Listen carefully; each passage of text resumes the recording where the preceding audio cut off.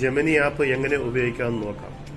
ആദ്യം പ്ലേ സ്റ്റോറിൽ പോയിട്ട് ഗൂഗിൾ ജെമിനി എന്ന് സെർച്ച് ചെയ്യുക. ഇവിടെ ഇൻസ്റ്റാൾ ചെയ്യാനായിട്ട് വരും. ഞാൻ ഓൾറെഡി ഇൻസ്റ്റാൾ ചെയ്ത് വെച്ചേക്കുകയാണ്, അതുകൊണ്ട് എനിക്ക് ഓപ്പൺ എന്ന് കാണിക്കുന്നുണ്ട്. ഓക്കെ, ഇവിടെ നമ്മുടെ ഒരു പ്ലസിൻ്റെ ഒരു ബട്ടണുണ്ട്. ഇവിടെ ചിത്രം നമുക്ക് അയക്കാം. ഇവിടെ വോയിസ് മെസ്സേജ് ചോദിക്കാം.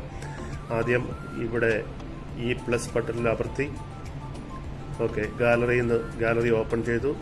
ഇവിടുന്ന് ഒരു ചിത്രം നമുക്ക് എടുക്കണം. ഓക്കെ, ഒരു ചിത്രം എടുക്കാം. എൻ്റെ കയ്യിൽ ഒരുപാട് ചിത്രം ഉണ്ടാകുന്നുണ്ട്.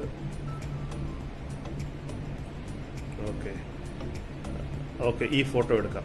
ഓക്കെ, ഈ ഫോട്ടോ ടച്ച് ചെയ്തിട്ട് ഇവിടെ താഴെ ഡണ്ണെന്ന് കൊടുക്കണം. കാണാൻ പറ്റുമെന്ന് തോന്നുന്നു. ഡണ്ണെന്ന് കൊടുക്കണം. ഡണ്ണെന്ന് കൊടുത്തിട്ട് ഈ ചിത്രം ഇവിടെ ആയിട്ടുണ്ട്. ഇവിടെ നമ്മൾ ഇതിനകത്ത് ഈ ആപ്പിനകത്ത് സെൻഡ് ചെയ്യണം. സെൻഡ് ചെയ്യുമ്പോൾ അവിടെ സെൻഡ് ആയിക്കൊണ്ടിരിക്കുകയാണ്. ഓക്കെ, കാണുന്നുണ്ടെന്ന് വിചാരിക്കുന്നു. ഇനി നമ്മൾക്ക് വോയിസ് മെസ്സേജ് അയക്കാം.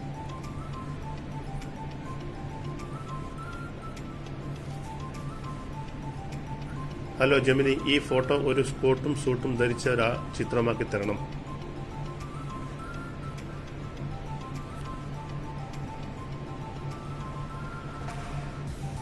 തീർച്ചയായും.